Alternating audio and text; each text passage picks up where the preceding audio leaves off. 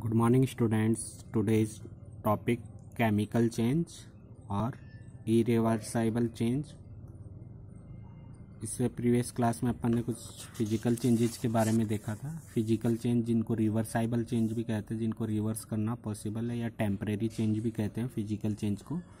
इसकी डेफिनेशन देखी। इसके ऊपर अपन ने कुछ एग्जांपल्स देखे जो कि फिजिकल चेंज को क्या कर रहे थे, प्रूव कर रहे थे, जिसको क्या किया जा सकता है, रिवर्स किया जा सकता है। तो इन चेंजेज को रिवर्साइबल चेंजेज भी कहते हैं। मतलब यदि रिएक्टेंट को प्रोडक्ट में और प्रोडक्ट को रिएक्टेंट में कन्वर्ट करना पॉसिबल था।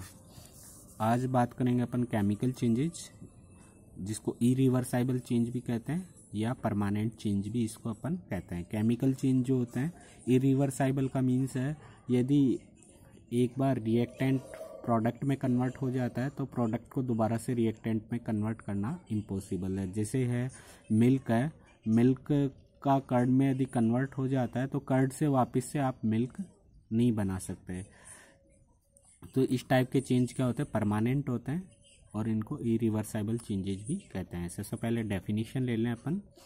ए change in which new substance are formed and different property are formed to the original substance called chemical change।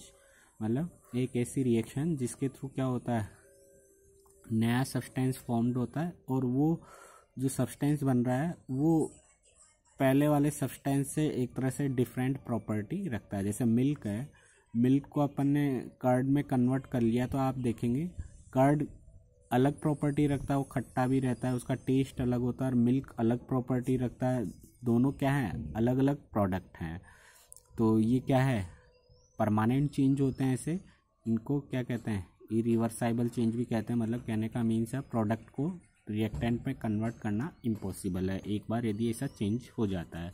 जैसे आयरन है, आयरन के रस्ट लग जाती है तो उससे क्या होता है, उसमें परमानेंट चेंज होता है और उस आयरन की क्वालिटी क्या हो जाती है, डैमेज हो जाती है, वो वीक हो जाता है और वो उससे वापस पहले वाली क्वालिटी वाला आयरन नहीं बनाया जा सकता। तो ये क्या है, परमानेंट चेंज है।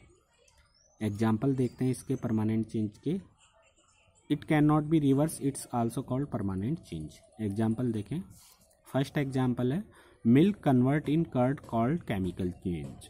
तो ये क्या है, एक टाइप का परमानेंट चेंज है। जैसे कि मिल्क को एक बार कर्ड में कन्वर्ट कर दिया जाए तो कर्ड से दोबारा से मिल्क में कन्वर्ट करना इम्पॉसिबल होता है। तो ये चेंज केमिकल चेंज है, परमानेंट चेंज है। नेक्स्ट है explosion of fire cracker is a chemical change. अब एक्सप्लोशंस होते हैं, फायर क्रैकर्स आप देखते हैं होली, दिवाली पे और भी कई विशेष ओकेजन्स होते हैं जैसे कि मैरिज वगैरह में, और भी कई टाइप से अपन फायर एक्सप्लोजन करते हैं दशहरे पे। तो ये फायर क्रैकर्स क्या होता है, इनको आप बर्न करते हैं और उससे साउंड जनरेट होता है, स्मोक रिलीज होती है, पोल्यूशन होता है। तो एक टाइप का ये क्या है, परमानेंट चेंज है। फायर क्रैकर्स एक बार बर्न होने के बाद में दोबारा से आप उनको रिवर्स नहीं कर सकते हैं। ये कैसा चेंज है, परमानेंट चेंज है। उसको रिवर्स करके आप दोबारा से क्या नहीं कर सकते, फायर क्रैकर्स में कन्वर्ट नहीं कर सकते। तो वो क्या हो गया, एक इरिवर्साइबल चेंज हो गया। नेक्स्ट है digestion of food is also a chemical change.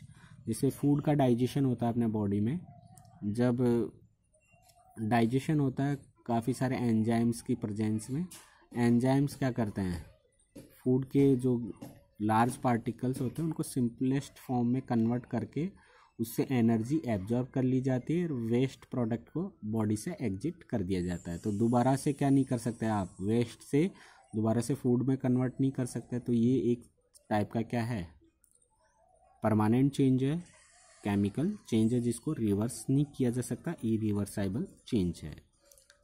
Next है respiration in living organisms. Respiration जो प्रोसेस होती है ये भी क्या है, एक टाइप का केमिकल चेंज का ही एग्जांपल है। जब रेस्पिरेशन अपन ब्रेथिंग करते हैं, ऑक्सीजन तो अंदर लेते हैं और कार्बन डाइऑक्साइड को रिलीव करते हैं। तो ये एक टाइप का क्या है, परमानेंट चेंज है। ऑक्सीजन क्या होती है, ग्लूकोज पार्टिकल के साथ अटैच होकर उसको डाइजेशन में क्या करती है, हेल्प करती है, और कार्बन डाइऑक्साइड और वाटर और एनर्जी उससे रिलीव होती है। तो एक टाइप का ये भी क्या है, परमानेंट चेंज है, जिसको अपन क्या कह सकते हैं, केमिकल चेंज कह सकते हैं। नेक्स्ट एग्जांपल है ह्यूमन ग्रोथ। ह्यूमन ग्रोथ होती है, ये भी एक टाइप का क्या है, केमिकल चेंज है। आप देखते हैं, आप जब छोटे थे या ऐसा कहें अपन एम्ब्रियोनिक स्टेज में, एक जो एम्ब्रियो का साइज काफ़ी टाइनी होता है, जैसे जैसे उसके 9 मंथ्स पीरियड ड्यूरेशन में उसका साइज इंक्रीज होता चला जाता है। फिर जैसे उसकी आफ्टर डिलीवरी, उसकी जब जन्म के बाद में जब वो साइज में ग्रो करता चला जाता है, 1 ईयर का होगा, 2 ईयर, 3 ईयर्स, तो आप देखेंगे उसकी हाइट कंटिन्यू, जो बॉडी पार्ट्स की ग्रोथ होती रहती है। आप उसको रिवर्स नहीं कर सकते। आप देखते हैं एक एज होती है 18 के आसपास, तो उसकी एक फिक्स हाइट हो जाती है।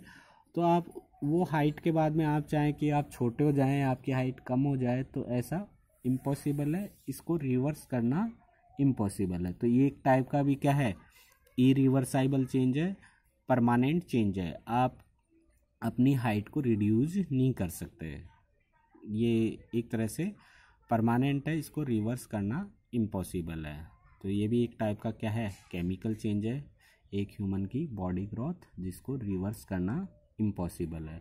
जैसे और भी एग्जांपल्स अपन इसके देखेंगे नेक्स्ट वीडियो क्लास में। सेब का कलर चेंज हो जाता है, आयरन की नेल्स अपन अलग से सॉल्यूशन में डालेंगे तो अपन देखेंगे उसका कलर चेंज होगा। इसी टाइप से अपन, जैसे एक बैलून होता है, बैलून में एयर फिल करते हैं, इतनी लार्ज क्वांटिटी में एयर फिल करते हैं कि वो क्या हो जाता है, ब्रस्ट हो जाता है, फट जाता है। तो एक टाइप का ये भी क्या है, केमिकल चेंज है। जैसे फिजिकल चेंज में अपन ने देखा था, बैलून लिया, बैलून में एयर फिल की और एयर को फिर से रिलीज कर दी। एयर फिल करने से बैलून का साइज इंक्रीज हुआ, शेप इंक्रीज हुआ। फिर जैसे एयर रिलीज कर दी गई तो आप देखें तो बैलून पहले जैसी शेप और साइज में आ जाता है। तो एक टाइप का ये फिजिकल चेंज था। लेकिन बैलून में इतनी एयर फिल कर दी कि उसका साइज इंक्रीज हुआ, और ज़्यादा एयर फिल करी और वो ब्रस्ट हो गया, फट गया। तो एक टाइप का क्या है, केमिकल चेंज है।